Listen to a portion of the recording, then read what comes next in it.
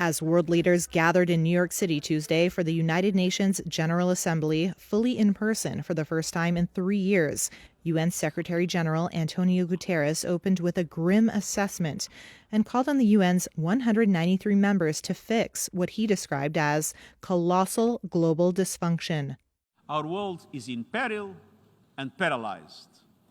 Geopolitical divides are undermining the work of the Security Council, undermining international law, undermining trust and people's faith in democratic institutions, undermining all forms of international cooperation. We cannot go on like this. Vision du monde. French President Emmanuel Macron used the occasion to warn that Russia's invasion of Ukraine was dividing the world and restoring the age of colonialism.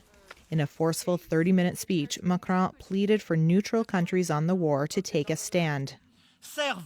Those who are keeping silent today actually are, in a way, complicit with the cause of a new imperialism, a new order that is trampling over the current order. Macron dismissed the narrative that the West was trying to defend outdated values to serve its interests, and that the rest of the world had suffered because of it.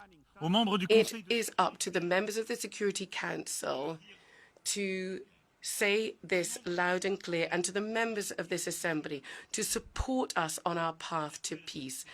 I, from this podium, call upon members of the United Nations to act so that Russia rejects the path of war and assesses the cost for itself and for all of us, and really brings an end to this act of aggression. Amid the war in Ukraine, climate change-related catastrophes, and a world still rocked by a global pandemic, Turkish President Tayyip Erdogan reminded delegates that they have a common responsibility for global stability.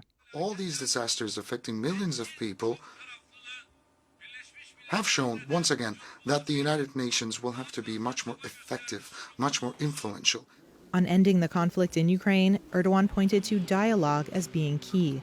We think that the war will never have a triumph, and a fair peace process will not have a loser. Turkey, which shares a maritime border with Ukraine and Russia and has good ties with both, launched mediation efforts months ago. President Joe Biden will address the General Assembly on Wednesday. According to officials, he'll use his speech to argue that Russia should be ousted as a member of the UN Security Council and urge all nations to see that Russia's war against Ukraine is a violation of the UN's 1945 charter.